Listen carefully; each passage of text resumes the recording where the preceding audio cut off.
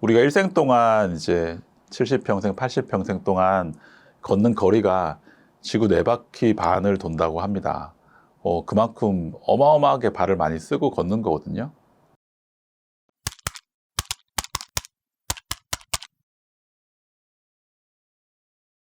발은 그러면 우리 몸에서 얼마나 중요한?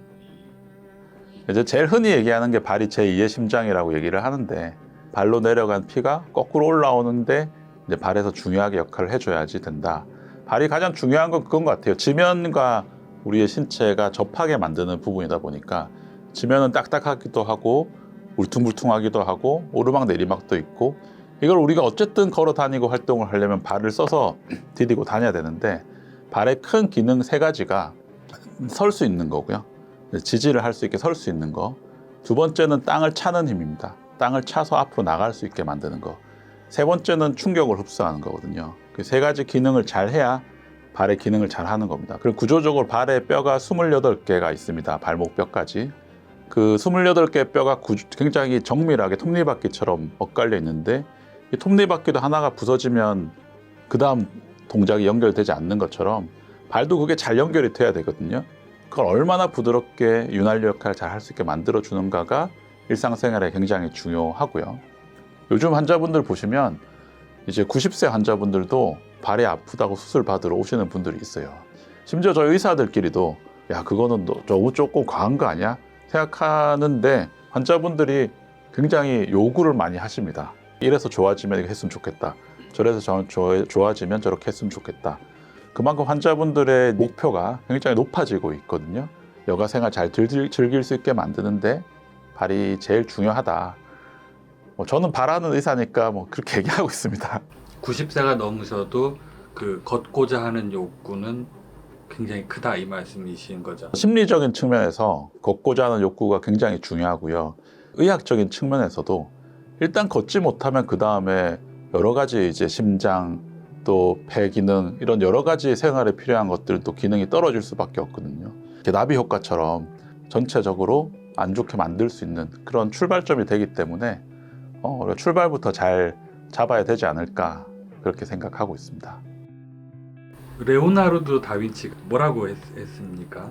레오나르도 다빈치가 발이 이제 인체공학의 최고의 걸작품이다, 그렇게 말을 했는데, 이제 인체에 관련된 해부학적인 것도 굉장히 지식도 풍부하고 그림도 많이 그렸고, 몇십 미터 높이의 성당 그림을 그리면 그 위에서 며칠을 안 내려오고 그림을 그렸다고 하잖아요. 포도주, 빵 이런 걸 먹으면서 이제 그림을 그렸다고 하는데, 발도 아프고 무릎도 아프고 그런 고생을 많이 해봤으니까 발이 그런 걸작품이라고 얘기를 하지 않았을까 싶은 생각도 드는데, 그만큼 옛날부터 중요하다고 생각을 했겠죠.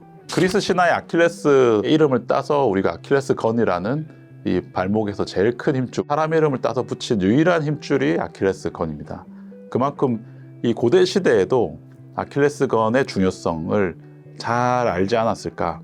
그래서 아킬레스건을 다치면 걷기 힘들고 치명적인 약점이라는 것을 이름을 붙인 것도 그런 히스토리가 있지 않을까 생각을 합니다. 아마 예전에 있었던 고대 명화들이나 그림들에도 발에 관련된 재밌는 부분들, 또 그때 당시는 어떤 질환인지 잘 몰랐지만 지금 오면은 거꾸로 글이나 그림을 통해서 좀 유추를 해볼 수 있는 그런 질환들이 있기 때문에 우리가 얘기를 해보면 재밌을 것 같다는 생각이 듭니다.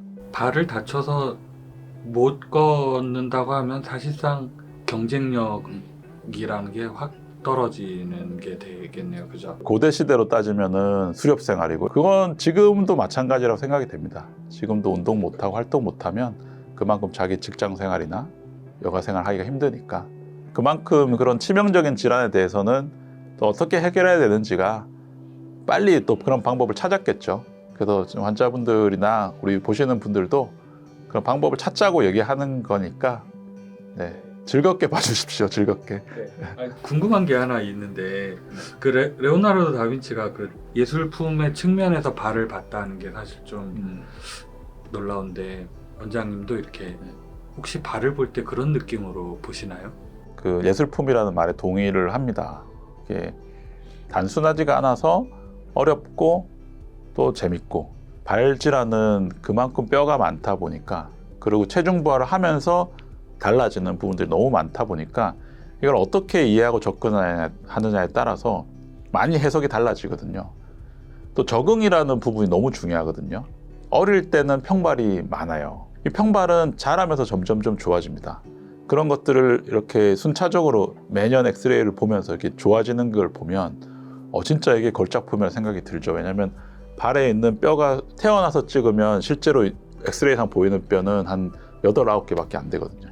나머지 뼈가 없어요. 그냥 살밖에 없습니다. 한 해 한 해 지나면 없던 뼈가 조금씩 채워지면서 발 모양이 만들어지고 아치가 생기고 뭐 그런 것들을 좀 관찰하다 보면 되게 신기하긴 하죠. 신기하고 재밌고.